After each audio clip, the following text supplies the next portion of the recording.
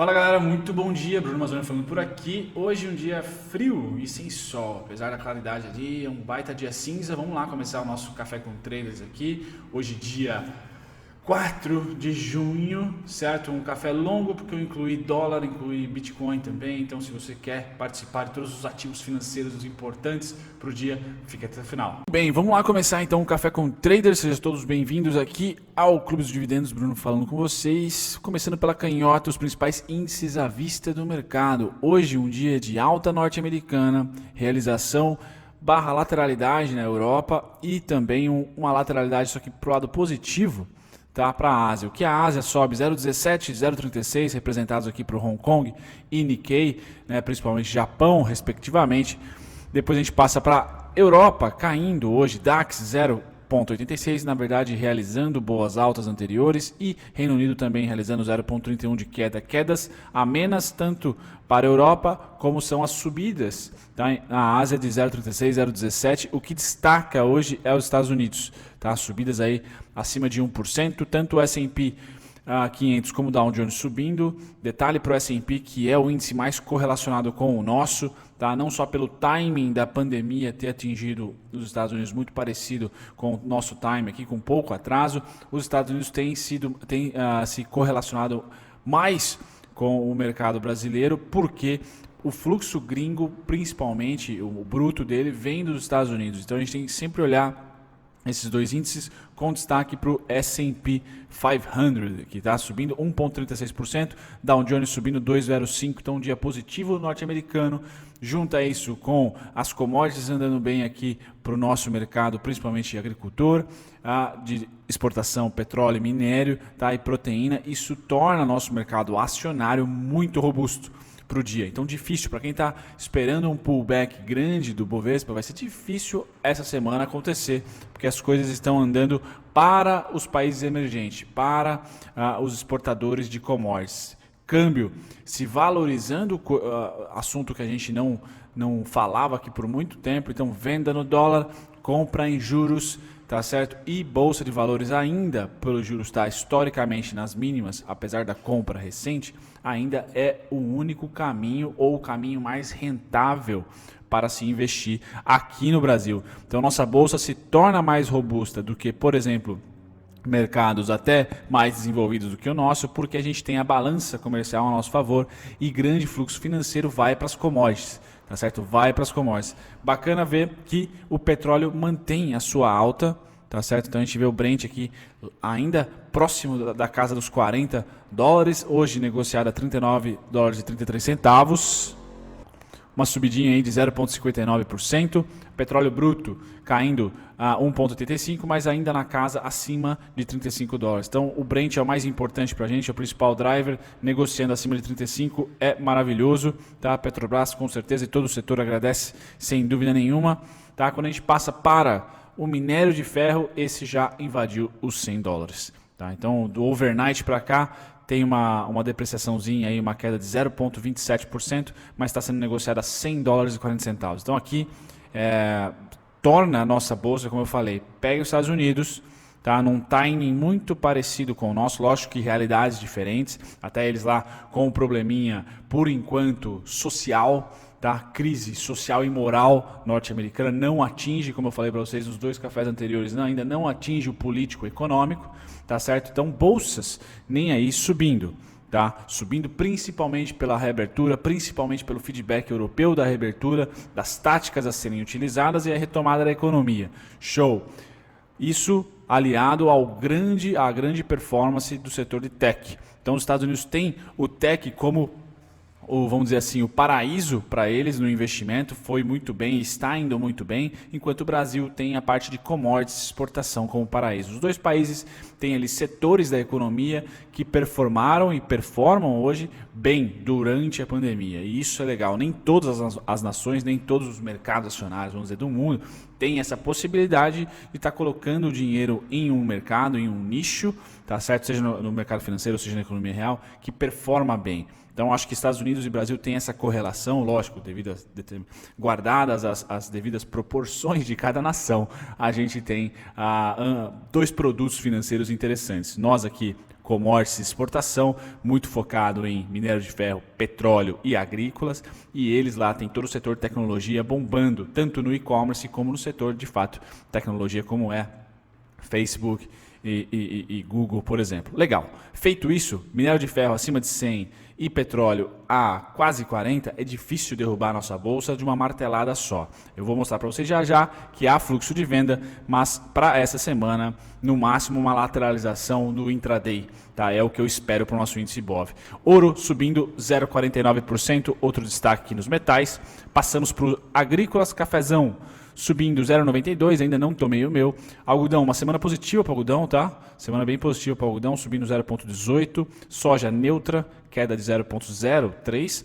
Trigo, outro grão com subida relevante essa semana, 1,12% de subida para eles. Então, irmãos aqui contentes, embora a sobretaxa lá exista, o trigo se valorizou, pãozinho aí ficando um pouco mais inflacionado, tá certo? O açúcar parece que deixou os 10 centavos, também começa a ter algum tipo de aumento de preço na commodity, tá? Um ciclo de compra em geral nas commodities. Milho, 0,46 de alta. Então, essa semana nós juntamos pelo menos estagnação ou lateralização das commodities de grãos, como eu estou falando aqui para vocês, hoje de uma subida para elas. Nós tivemos minério de ferro e petróleo subindo. O único que desapontou é o que eu vou falar agora, que é proteína animal. Então, para quem acompanha o café há mais tempo, viu vamos dizer assim, a análise, a possibilidade tanto dos suínos como do gado de ter alta, suínos um pouquinho antes, lá em março, certo? Metade de março, meiuca de março, e gado atualmente com tendência de alta. E a gente percebe que a partir de então, tá, conseguimos acompanhar o ciclo das duas commodities, sim, pela análise técnica também, tá? Lógico que o cenário macroeconômico é importante, mas a análise técnica ajudou. No caso dos suínos magros, aqui nos porquinhos, foi batata, chegou lá no nosso ponto de 66, 67, bingo, deu venda, não tem jeito, oferta e demanda castiga, tá? E isso faz com que o setor se torne sim resiliente, mas abra as portas para pullbacks. Então me parece que enquanto o VVAR, por exemplo, explode para cima, e algumas ações podem explodir para cima sem deixar vestígios, sem deixar pullback para a gente sardinha entrar, ou pelo menos para mim, né, para a maneira pela qual eu opero entrar, o setor de proteína promete deixar e já está a caminho de, tá certo? Então, gado subindo de maneira calma, mas subindo e com consistência de abril para cá. Os suínos chegaram no seu pico em maio, eu falei aqui com vocês, a gente acompanhou e agora é retração. Tá trazendo o gráfico do Palestra Itália aqui, ó, basicamente quando a gente chegou aos 66.825, que era o ponto que vocês acompanharam aqui, café por café, tá certo?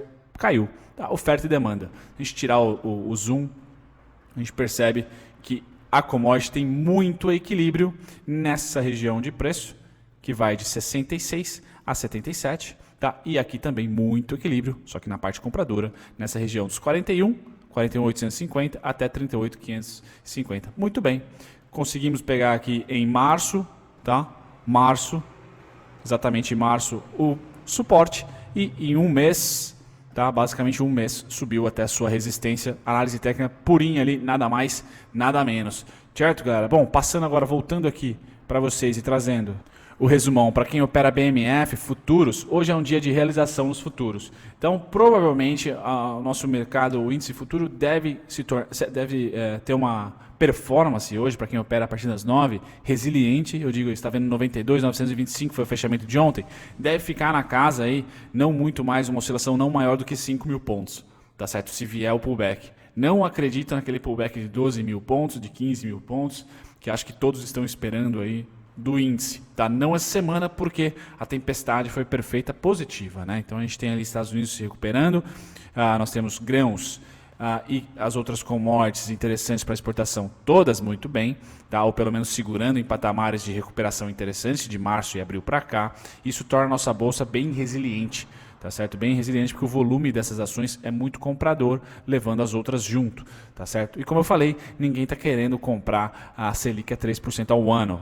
Veja a chuva de follow-ons que a gente tem aí, tá? Ninguém quer emitir dívida atrelada à taxa básica, né? A taxa referencial. Pois bem, temos aqui então hoje um dia de retração nos futuros, tanto do DAX, Japão, Dow Jones, Nasdaq e S&P. Só que os Estados Unidos, eu acredito que a gente vai ter mais vamos dizer assim, similaridade com o nosso mercado hoje. 0,50 de queda para o S&P, 0,20 para a Nasdaq, 0,49 para o Dow. Então não é uma tendência, uma realização forte. Tá certo? Estamos na quinta-feira hoje. É uma realização barra neutro. Pode no intraday aqui subir e ficar no 0 a 0 sem problema nenhum. Tá? Juros, galera, a compra. Então saldo é comprador, o que pressiona o dólar. Vocês estão vendo a pressão que o dólar está levando. Então juros aqui continua a parte comprador. O saldo ainda é negativo da rolagem do contrato. Mas sim, foi comprador no dia 3. Tá? Passando aqui para o dólar, já entra para uma queda. Aqui, então bem forte a venda no dólar, a realização no dólar. Isso nos traz uma tendência no curtíssimo prazo de alta de juros, queda do dólar. Os juros têm uma gordura boa para subir sem impactar a bolsa de valores. Se de repente subir muito, tá? Muito que eu acho, na minha opinião, seria ali acima de 7 a 8, tá? Por cento, aí começa a ser bacana comprar tesouro direto e não investir na bolsa, tá certo? Mas por enquanto os juros pode oscilar positivamente, que eu não vejo um impacto na bolsa, um impacto nas ações, tá? E o dólar dar um refresco, principalmente o Banco Central, para as nossas reservas ficarem tranquilinhas ali, é maravilhoso, né? É maravilhoso para a nossa economia, sem dúvida nenhuma. O setor industrial agradece bastante porque ele é o importador, não exportador, tá certo? Então, ótimo. Aqui o dólar perdendo força e perdendo com consistência, tá? Os juros também uma pressão de compra no curtíssimo prazo. Quando eu passo para o nosso índice futuro, gringos dobraram a aposta. Então, pé trocado aqui no índice futuro é do gringo e não do institucional brasileiro. Tá vendedor o fluxo do gringo, tá certo? No contrato que vence dia 15. Tá? Então, falta uma semaninha e meia aí para vencer esse contrato e eles aumentaram de forma veemente aqui a venda. Tá? Interessante esse movimento de venda, tanto no curto prazo do gringo, quanto no longo prazo, aqui no médio e longo prazo. Médio e longo prazo, ligeiramente defasado. Aqui eu tenho dia 29 como última atualização, hoje é dia 4, tá? Mas o índice sobe, tá? Enquanto o saldo é extremamente vendedor. Tá? Extremamente vendedor. Volto a frisar que eu gostaria de ver índice cair e saldo subir. Tá? Porque a gente tem uma discordância do principal player, ou dos principais players, que são as corretoras estrangeiras, em relação ao preço do Ibov. Tá? Por enquanto sobe sem eles estarem juntos. Não tenho ainda interesse forte, tá, de entrar 100% com compras e sim vejo oportunidades ainda de short. Tá? Legal, feito isso, stock picking é uma arte, né, vale muito a pena porque eles passaram aqui praticamente 2 semanas de compras leves / realização de um saldo que é extremamente vendedor, como vocês podem ver aqui abaixo. Tá certo? Bom, Ibov dolarizado se aproxima de 2 pontos meus de suporte a partir do 18.380 até 19.960. Então essa região aqui, tá, é uma região de extrema resistência, na minha opinião. Foi o primeiro pullback feito na crise. Vocês estão vendo aqui um candlezinho azul, mas basicamente para quem gosta de price action, tá aqui, galera. Essa região é extremamente importante de preço. Tá? Começa aqui. Tá? E termina ali, na minha opinião, 19.960. Tá? Começa nos 18.400 aproximadamente e termina nos 19.960, quase 20 mil, onde eu tenho um alarme ali para sinalizar que, opa, a partir daquela região pode vir a mesma coisa que aconteceu com os porquinhos lá, pode vir vendas mais fortes, simplesmente por oferta e demanda. Tá? Demanda e oferta. Legal. Feito isso, a gente está aqui no meio do caminho. A oportunidade que eu vejo de pullback consistente para na visão do gringo, né, que é o Ibovespa dolarizado, é a gente realizar esse pullback, que foi tão cirúrgico durante os meses de crise. Tá?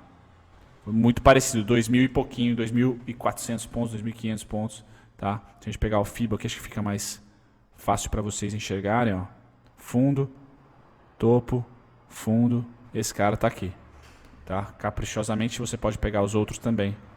Tá? Para ter ali uma região de pullback. Por enquanto não veio, continua subindo. Quem pegou essa subida simplesmente surfando a onda, sem dúvida nenhuma. Ainda não veio a oportunidade para os rubinhos. Tá? Dólar testando uma região de importância para mim, e como eu acho que o dólar vai ser um dos principais instrumentos de hedge, tá? Principalmente do institucional brasileiro, eu estou de olho no fluxo gringo dele. Vendido, só falo que as regiões para se vender ou para ser roubinho, né? Ou seja, se o preço subir será pullback de compra, porque a gente já faz aqui um ombro, cabeça, ombro no curtíssimo prazo, tá? São as regiões de 5,273, 5,342, 5,419. Então tá longe do preço, tá? Da mesma maneira que o índice Bovespa dolarizado está em tendência de queda, está rompendo fundo nesse caso o dólar e está rompendo o topo no caso do índice. Então eu vejo que olhar para a esquerda do gráfico e perceber quais foram os fluxos de compra, tá? Quais foram esses fluxos de compra aqui que a gente pode tentar projetar como alvo mínimo para novas vendas. Então, por enquanto, testando fundo, nada a ser feito por mim a não ser observar volume financeiro aqui, ó. Volume financeiro aqui, tá certo? Por quê? A partir dos 50,67 eu não tenho interesse nenhum até os 4,466. Então aqui é uma grande oportunidade de short, tá? Que eu quero ver se vai entrar grana para levar esse preço até R$4,46 aqui no futuro, tá certo? Então, por enquanto, uma semana de decisão, ou seja, assistir com pipoca, tá? Se voltar a subir, o meu dever é estudar as demandas contrárias. Se eu quero vender, eu tenho que estudar quem comprou para projetar a partir desse momento. Por enquanto, pontos de tomada de decisão, principalmente 5,342, de baixo para cima foi resistência, de cima para baixo foi suporte, é o principal ponto de interesse meu. Legal. Bitcoin, nada a se falar aqui, Bitcoin não tem muita volatilidade, né, galera? Então fica repetido, então os pontos são os mesmos.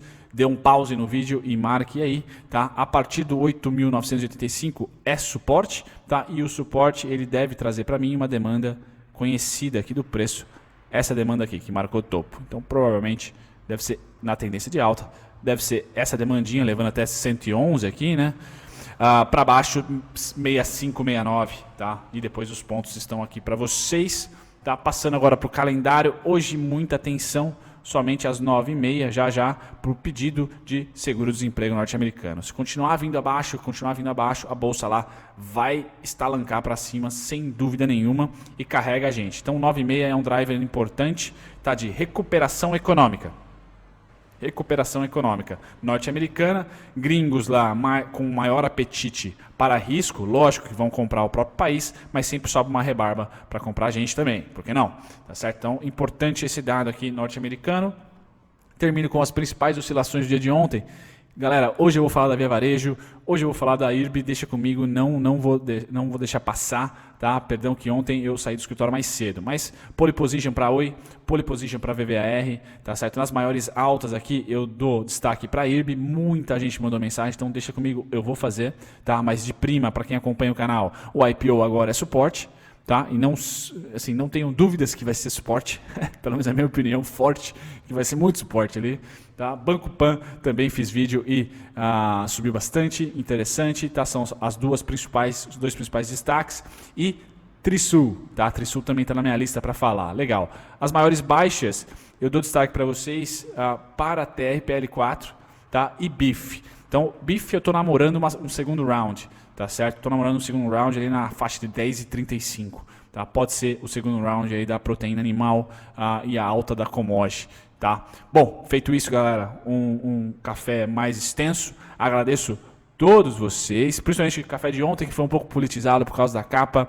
Eu acho que aqui cabe sempre discussão. União não é igual a unanimidade. Unanimidade é sempre burra. Adoro discutir política. Para quem não sabe, quando eu fiz minha segunda faculdade, era para ser finanças. Fiz ali 2, 3 aulas de finanças e pulei para ciências políticas. Isso nos Estados Unidos, no meio da Carolina do Norte, onde as duas cidades vizinhas eram ali base militares, e depois fui morar na Califórnia. Quer dizer, então eu conheço bastante coisa, adoro essas polarizações e as discussões políticas. O canal aqui recebe de braços abertos sempre comentários políticos, tá? Eu deixo para o final ou de vez em quando eu comento, porque eu, Bruno Mazzoni, sou formador de conteúdo técnico, então não tem espaço para política, mas vocês nos comentários, por favor, sintam muito mais do que, vamos dizer assim, motivados a iniciar discussões políticas aqui no comentário. Se eu puder participar, eu sempre dou uma olhada lá e respondo, certo? Um grande abraço para vocês, tchau, tchau. Muito obrigado se você ficou até o final do conteúdo, eu agradeço a companhia de vocês e eu estou aqui para convidar vocês a pesquisarem, talvez de uma maneira mais dinâmica, os conteúdos que vocês esperam aqui do canal assistir e também aprenderem do zero e de graça com a nossa descrição. Vamos lá, para você pesquisar exatamente o ativo ou o tipo de conteúdo que você quer achar aqui no canal, visite as nossas playlists, aqui é só clicar em playlist, depois você vai ser direcionado a todas elas e aqui você vai encontrar o seu ativo preferido, ou ativo que você quer estudar, unit, preferencial, ordinária, ou playlists que contemplam aqui ações com alto dividend yield ou duelo de ações, onde eu comparo 2 ou 3, 5 ações até que vocês pedem para mim nos comentários. Passadas as playlists, você também pode aprender do zero e de graça, visitando a nossa descrição. Só ir lá na descrição de qualquer vídeo meu, você vai encontrar aqui primeiro e-books gratuitos e também videoaulas feitas por mim, gratuitas, sendo 3 principais aqui, também temos as masterclasses e mais relatório e e-book para você aprender não só análise técnica, mas também um pouquinho de fundamentalista.